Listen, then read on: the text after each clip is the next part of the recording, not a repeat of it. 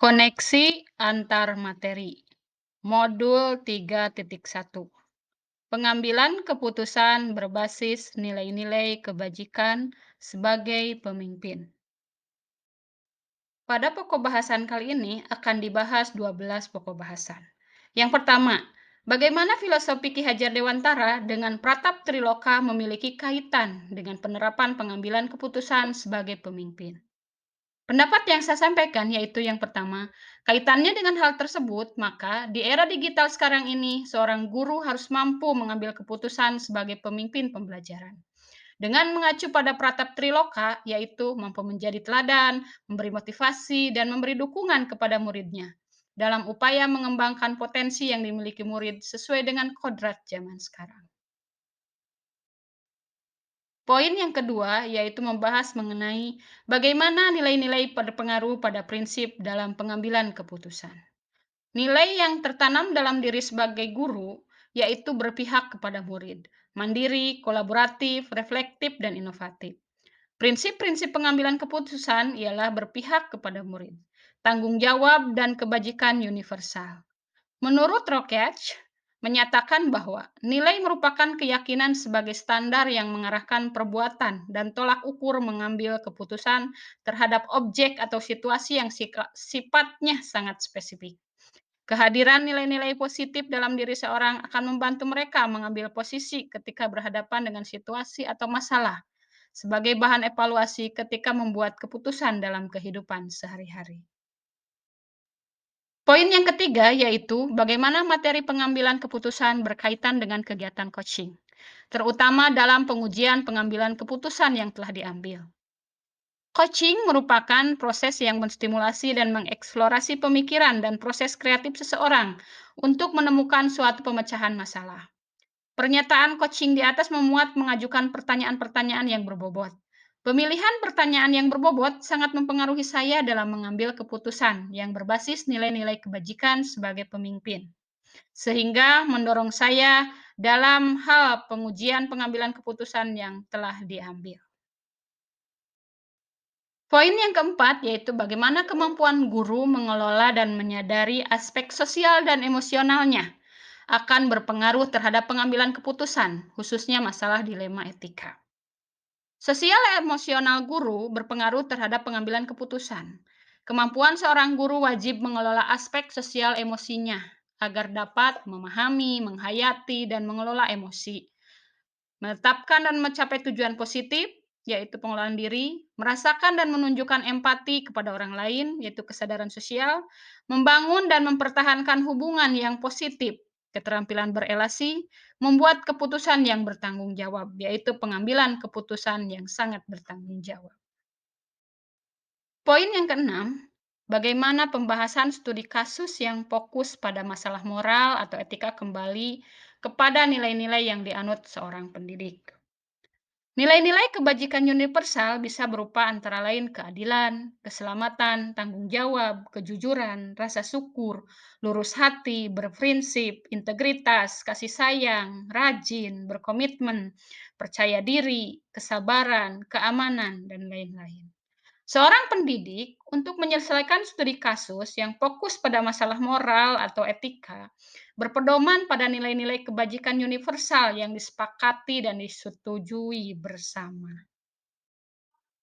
Poin yang keenam, apa tantangan-tantangan di lingkungan Anda untuk dapat menjalankan pengambilan keputusan terhadap kasus-kasus dilema etika ini? Adakah kaitannya dengan perubahan paradigma di lingkungan Anda? Tiga unsur dan keterampilan pengambilan keputusan sering kita terapkan dalam pembelajaran di kelas. Akan terciptanya lingkungan yang positif, kondusif, aman, dan nyaman. Kegiatan pengambilan keputusan adalah suatu keterampilan. Semakin sering kita melakukannya, maka semakin terlatih, fokus, dan tepat sasaran. Pengambilan keputusan kita pada tiga unsur yaitu berpihak pada murid, berdasarkan nilai-nilai kebajikan universal, dan bertanggung jawab. Poin ketujuh. Apakah pengaruh pengambilan keputusan yang kita ambil ini dengan pengajaran yang memerdekakan murid kita?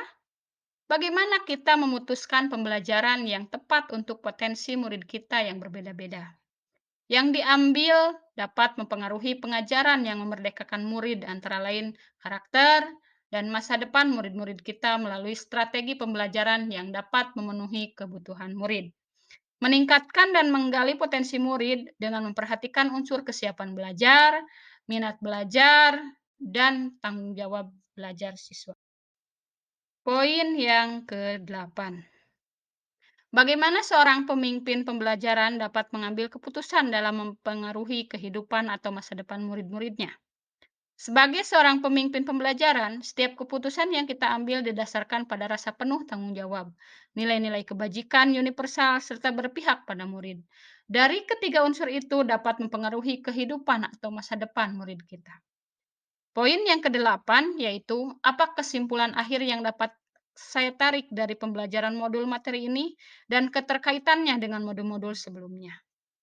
Seorang pemimpin dalam mengambil keputusan sekolah sebagai institusi moral yang berdasarkan tiga unsur, yaitu berpihak pada murid, bertanggung jawab, serta berdasarkan nilai-nilai kebajikan universal.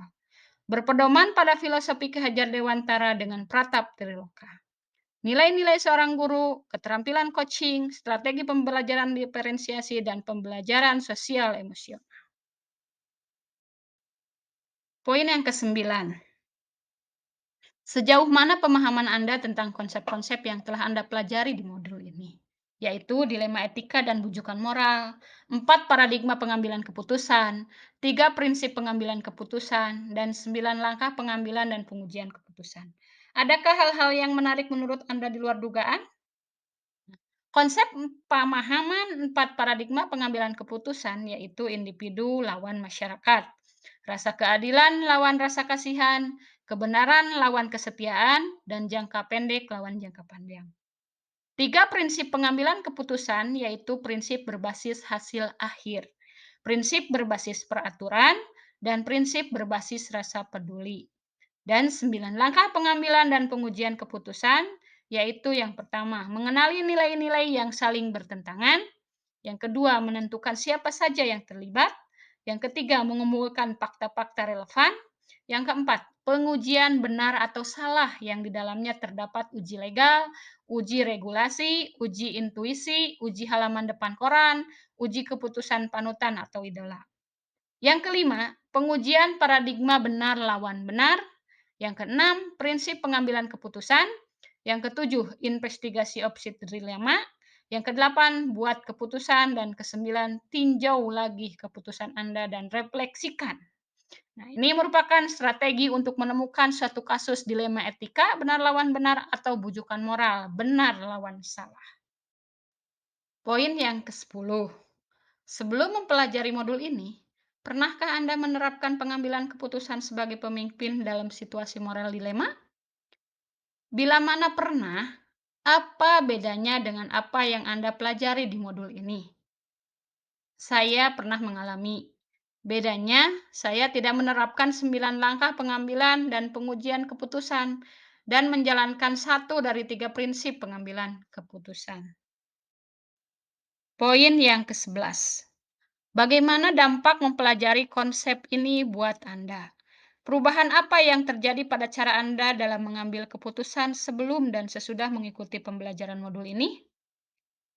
Saya sebelumnya mengikuti pembelajaran modul ini mengambil keputusan hanya menerapkan komunikasi dua arah saja, tanpa melibatkan pendapat teman.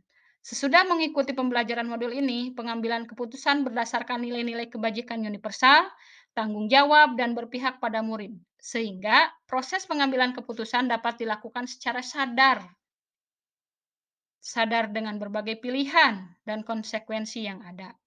Kompetensi self-awareness, self-management, social awareness, dan relationship skill akan membantu guru dalam mengambil sebuah keputusan terkait permasalahan dilema etika maupun bujukan moral dengan sebuah keputusan yang bijak melalui pemetaan 4 paradigma, 3 prinsip, dan 9 langkah pengambilan dalam mengambil keputusan.